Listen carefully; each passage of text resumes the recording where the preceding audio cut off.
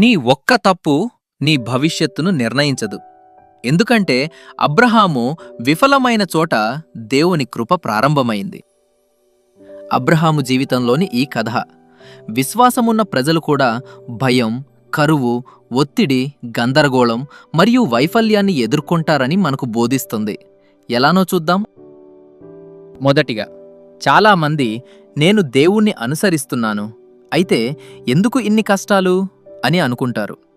దేవుడు వాగ్దానం చేసిన కనాను దేశంలో సంచరిస్తున్న అబ్రహాముకి ఒక సమస్య ఎదురైంది. ఆ దేశంలో కరువు వచ్చింది. ఇక్కడ ఒక గొప్ప ఆత్మీయ సత్యం ఉంది. దేవుని చిత్తంలో ఉన్నామంటే సమస్యలు ఉండవు అనేది నిజం కాదు.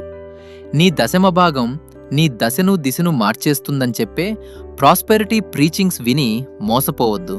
విశ్వాసాన్ని బలహీనం చేసుకోవద్దు. విధేయత ఉన్న చోట పరీక్షలు కూడా వస్తాయి.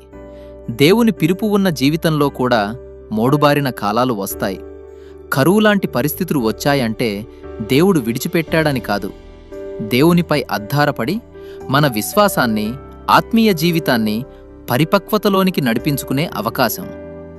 రెండవది, భయం విశ్వాసులను కూడా దేవునికి దూరంగా నడిపిస్తుంది. అబ్రాము కనానులో కరువు వచ్చింది అని ఐగుప్తుకు వెళ్ళాడు. ఇక్కడ ఐగుప్తుకి వెళ్లడం అంటే అబ్రాము యొక్క భయం, దేవుని మీద పూర్తి నమ్మకం లేని నిర్ణయం అనే భావనకు సూచనగా కనిపిస్తుంది.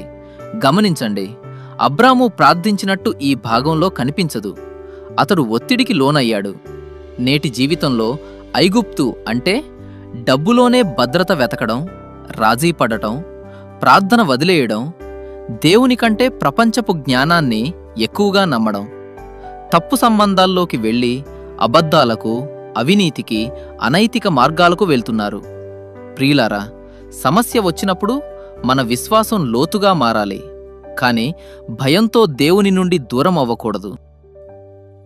మూడవది, కరువు కంటే అబ్రామును ఎక్కువగా కుదిపింది భయం. కనాను దేశంలో కరువు రావడంతో అతడు ఐగుప్తుకు వెళ్ళాడు. అక్కడ ఐగుప్తీయులు శారయి అందాన్ని చూసి తనను చంపేస్తారేమో అని భయపడి, నీవు నా భార్యను కాదు, నా చెల్లెలని చెప్పు అని చెప్పాడు. అది పూర్తిగా అబద్ధం కాకపోయినా మోసపూరితమైన అర్ధసత్యం. ఆ మాట వల్ల ఫరో అధికారులు శారయిని ఫరో ఇంటికి తీసుకెళ్లారు. అబ్రాము తన భార్యను రక్షించాల్సింది పోయి తన ప్రాణం కాపాడుకోవాలని చివరకు తన భార్యనే ప్రమాదంలో పెట్టాడు.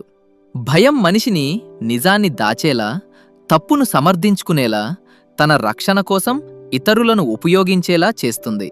తన భద్రత కోసం ఆమెను ప్రమాదంలో పెట్టాడు. ఇదే భయం యొక్క స్వభావం. అది సంబంధాలను బలహీనపరుస్తుంది. సేవలో పవిత్రత తగ్గుతుంది. మనుషులను ఉపయోగించే స్వభావం పెరుగుతుంది. ప్రేమను స్వార్థంగా మారుస్తుంది. విశ్వాసాన్ని నియంత్రణగా మార్చుతుంది. దీనికి కారణం అబ్రహాముకి దేవునిపై ఉన్న విశ్వాసం సంబంధంగా మారలేదు. సంబంధంలో ప్రేమ ఉంటుంది, ప్రేమలో భయం ఉండదు. విశ్వాస పరిపక్వత అంటే సంబంధం అని చెప్పొచ్చు. నాలుగవది, ఈ కథలో గొప్ప సత్యం, టర్నింగ్ పాయింట్ ఏమిటంటే మనం విఫలమైనా దేవుడు నమ్మదగినవాడుగా ఉన్నాడు. అబ్రాము విఫలమైనా దేవుడు సారైని కాపాడాడు. దేవుడు ఫరో ఇంటిని బాధించి తన నిబంధనను రక్షించాడు. ప్రియులారా, జ్ఞాపకముంచుకునండి, మన బలహీనతలు దేవుని కృపను రద్దు చేయవు. ఇది పాపానికి అనుమతి కాదు, కానీ ఇది దేవుని కృపను, సహనాన్ని, నిబంధన విశ్వాస్యతను చూపిస్తుంది. కొన్ని సందర్భాల్లో దేవుడు శత్రువుల నుండి మాత్రమే కాదు, మన తప్పుడు నిర్ణయాల ఫలితాల నుండి కూడా మనల్ని రక్షిస్తాడు. ఐదవది, అప్పుడు ఫరో అబ్రామును పిలిపించి, నీవు నాకు చేసినది ఏమిటి? ఈమె నీ భార్య అని నాకెందుకు తెలుపలేదు? ఈమె నా సహోదరి అని ఎలా చెప్పితివి? నీ దేవుని ప్రమేయం లేకపోతే నేనామెను నా భార్యగా చేసుకొందునేమో అని గద్దించాడు. కొన్నిసార్లు అవిశ్వాసులు కూడా విశ్వాసుల తప్పులను గుర్తిస్తారు. నేటి దినాల్లో ఇంకా మరీ కనుక జాగ్రత్త సుమా. విశ్వాసులు దేవుని ప్రతినిధులు. వారు అబద్ధం చెప్పినప్పుడు, మోసం చేసినప్పుడు, రాజీ పడినప్పుడు దేవుని సాక్ష్యం దెబ్బతింటుంది. ప్రియమైన ఓ విశ్వాసి, మన జీవితాల్లో కూడా విశ్వాస వైఫల్యం అంటే జీవితం ముగింపు కాదు. ఈ సంఘటనతో అబ్రాము కథ ముగియలేదు. తర్వాత అతడు ఎదిగాడు, విశ్వాసంలో బలపడ్డాడు, దేవుని స్నేహితుడిగా పిలువబడ్డాడు. ఒక తప్పు నీ భవిష్యత్తును నిర్ణయించదు. ఆమేన్. దేవుడు మిమ్ములను దీవించునుగాక.